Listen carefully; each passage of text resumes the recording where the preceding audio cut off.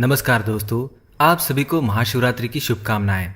दोस्तों, आज की वीडियो में हम आपको महाशिवरात्रि की व्रत की कथा सुनाने जा रहे हैं। अगर आप भगवान शिव के भक्त हैं तो इस कथा को जरूर सुने। इस कथा को सुनने मात्र से भगवान शिव की कृपा आप पर बनी रहेगी, क्योंकि यह कथा स्वयं भगवान शिव ने माँ पार्वती को सुनाई थी। दोस्तों, ऐसा माना जाता है कि महाशिवरात्रि के दिन ही शिवलिंग की उत्पत्ति हुई थी और इसी दिन को भगवान शिव के जन्म दिवस पर मनाया जाता है। ऐसा माना जाता है कि भगवान विष्णु और ब्रह्मदेव ने सर्वप्रथम शिवलिंग की पूजा की थी और माँ लक्ष्मी, माँ सरस्वती, इंद्रदेव की पत्नी रति तथा माँ गायत्री ने शिवरात्रि का व्रत रखा था। इसलिए शिवरात्रि के व्रत का बड़ा ही महत्व है। तो आइए आपको सुनाते हैं महाशिवरात्रि की वो महान कथा जिसे सुनने मात्र से मनुष्य प्राणी की सभी मनोकामनाएं पूर्ण हो सकती है। लेकिन इससे पहले दोस्तों, अगर आपने हमारे चैनल को सब्सक्राइब नहीं किया है तो इसे सब्सक्राइब कर लीजिए ताकि आप और भी जानकारी वाले वीडियो देख सके। साथ ही दोस्तों, वीडियो को लाइक करना ना भूले, क्योंकि बाद में आप भूल जाएंगे। एक बार चित्रभानु नाम का एक शिकारी था। वह पशुओं की हत्या करके अपने परिवार का पालन करता था। साथ ही वह एक साहूकार का ऋणी भी था, लेकिन उसका ऋण समय पर न चुका पाने की वजह से क्रोधित होकर साहूकार ने शिकारी को शिव मठ में बंदी बना लिया और संयोग से उस दिन शिवरात्रि थी। शिकारी के पास कोई अन्य काम न होने की वजह से वो ध्यान मग्न होकर भगवान शिव से जुड़ी धार्मिक बातें सुनने लगा। चतुर्दशी को उसने शिवरात्रि की व्रत की कथा भी सुनी। संध्याकाल होते ही साहूकार ने उसे बंदी गृह से बाहर निकाला और उसे ऋण चुकाने के विषय में बात की।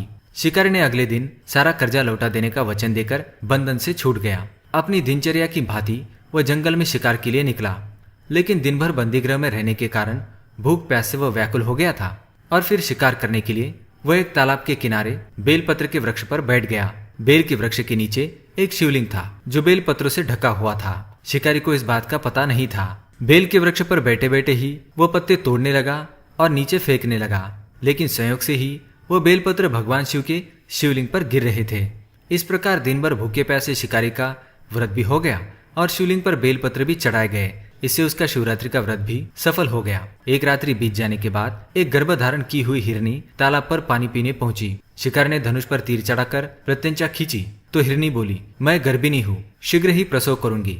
तुम एक साथ दो जीवों की हत्या करोगे, जो ठीक नहीं है। मैं बच्चे को जन्म देकर शीघ्र ही तुम्हारे समक्ष प्रस्तुत हो जाऊंगी, तब मुझे मारकर खा लेना। शिकारी ने प्रत्यंचा ढीली कर दी और उस हिरनी को जाने दिया। उसके थोड़ी देर बाद और एक हिरनी उधर से निकली। शिकारी की प्रसन्नता का ठिकाना नहीं रहा। समीप आने पर उसने धनुष पर बाण चढ़ाया। तब उसे देखकर हिरनी ने विनम्रता पूर्वक निवेदन किया, हे शिकारी, मैं थोड़ी देर पहले ऋतु से निवृत्त हुई हूँ, कामातुर वीरनी हूँ, अपने प्रिय की खोज में भटक रही हूँ। मैं अपने पति से मिलकर शीघ्र ही तुम्हारे पास आ जाऊंगी। उसकी बात सुनकर शिकारी ने उसे भी जाने दिया।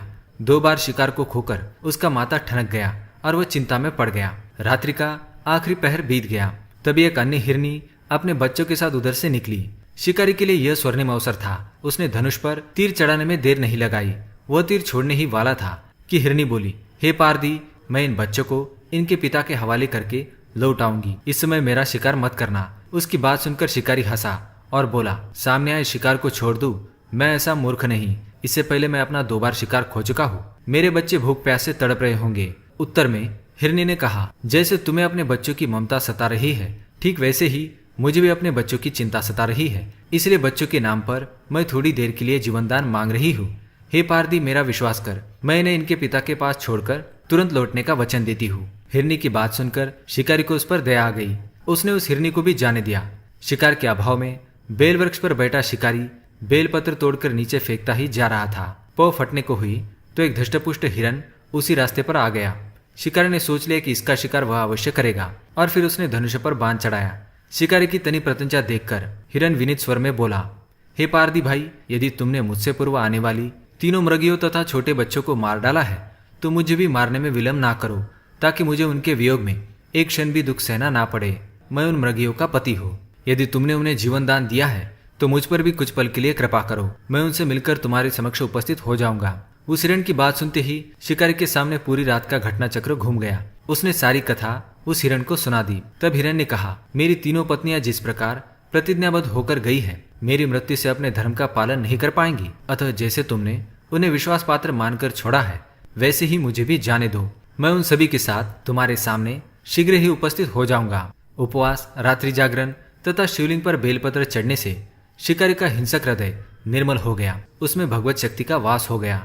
धनुष तथा बाण उसके हाथ से सहज ही छूट गया। भगवान शिव की अनुकंपा से उसका हिंसक हृदय दया के भाव से भर गया। वो अपने अतीत के कर्मों को याद करके पश्चाताप की ज्वाला में जलने लगा।